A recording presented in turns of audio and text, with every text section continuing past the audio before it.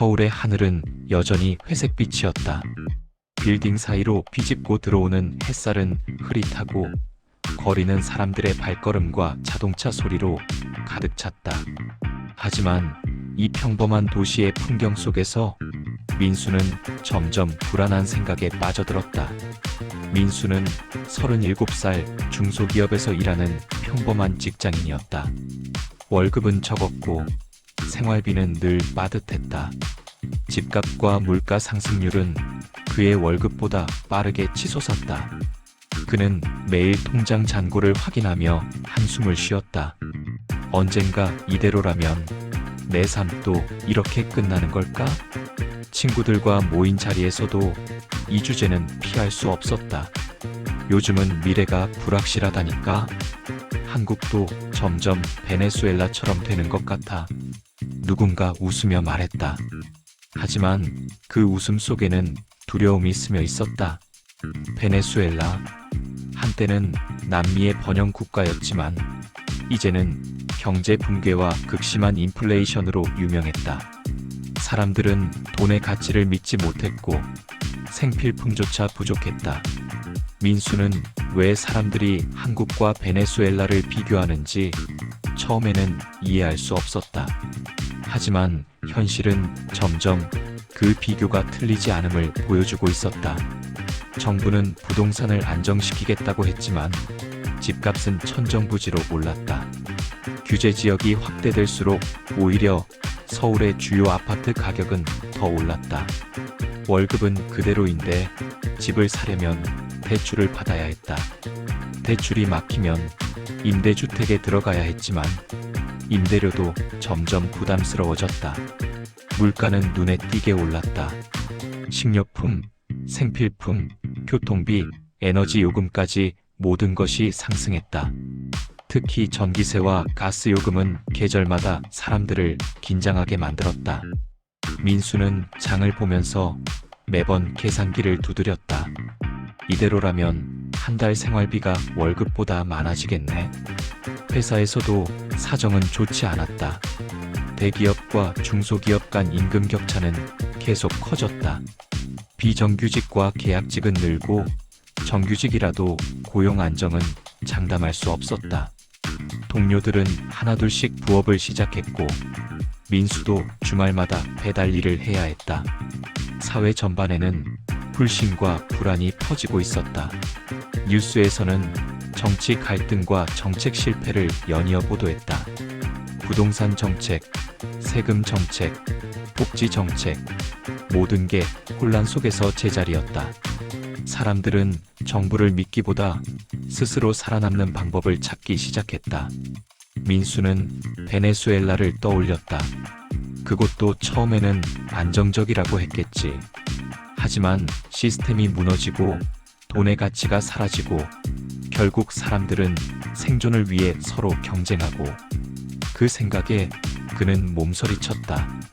한국에서도 비슷한 조짐이 나타나고 있었다. 은행 금리는 낮지만 실질 구매력은 계속 떨어지고 있다. 정부는 소비 쿠폰과 지원금을 뿌리지만 그것은 일시적인 현상일 뿐 장기적인 해결책이 아니다. 사람들은 그 쿠폰과 보조금에 의존하게 되고 결국 체계 속에서 벗어나기 어렵게 된다. 민수는 주변 사람들의 선택을 이해하기 시작했다. 돈을 가진 사람만이 집을 사고 돈 없는 사람은 허덕이게 되는 구조, 점점 통제받는 삶이 되는 거구나. 그렇게 되면 시민들은 불안 속에서 살아갈 수밖에 없고 일상의 선택마저 제한된다. 인터넷 커뮤니티에서는 이미 이런 이야기가 퍼지고 있었다. 한국 곧 경제 붕괴 직전, 서울 집값, 베네수엘라 전철 밤나, 돈 없는 사람은 미래가 없다. 사람들은 농담처럼 웃었지만 그 웃음 속에는 공포가 담겨 있었다. 민수는 깊은 생각에 빠졌다. 한국은 점점 베네수엘라의 길로 향하고 있는 것일까? 그것은 단순히 경제적 문제가 아니었다. 사회 구조, 정책 실패, 권력 구조, 모든 것이 맞물려 있었다.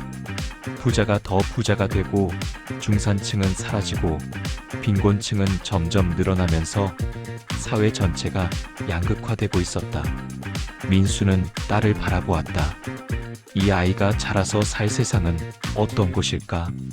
아이의 눈에는 여전히 순수함이 남아 있었지만 민수는 두려웠다. 아이가 살아갈 세상은 점점 불확실하고 안정이 없는 세상이 될 수 있어. 그래서 그는 마음속으로 결심했다. 적어도 내가 살아있는 동안 우리 가족은 최소한 생존과 안전을 확보해야 한다. 그 결심은 현실적이었다. 돈이 없으면 집도 못 사고 먹거리도 불안한 이 세상에서 살아남기 위해 선택의 폭은 점점 좁아졌다. 민수는 창문 밖으로 서울의 아파트 숲을 바라보았다. 높이 솟은 빌딩, 반짝이는 불빛, 화려한 간판. 모든 것이 겉으로는 번영처럼 보였지만 그 속에는 불안과 공포가 숨쉬고 있었다. 그 순간 민수는 이해했다. 사람들이 한국의 현실을 베네수엘라화라고 부르는 이유를 단순한 경제적 위기가 아니라 구조적 불평등과 통제, 그리고 살아남기 위한 경쟁 속에서 사람들의 삶이 점점 불안정해지고 있기 때문이었다. 그는 다시 통장을 확인하고 뉴스 알림을 켰다. 서울 아파트 전세가 또 상승, 정부 규제 확대 검토. 민수는 피식 웃었다. 결국 아무것도 변하지 않겠구나. 그날 밤 민수는 가족을 꼭 안으며 중얼거렸다. 한국은 지금 베네수엘라를 향해 가고 있어. 하지만 우리가 포기하지 않는다면 최소한의 안전은 지킬 수 있을 거야.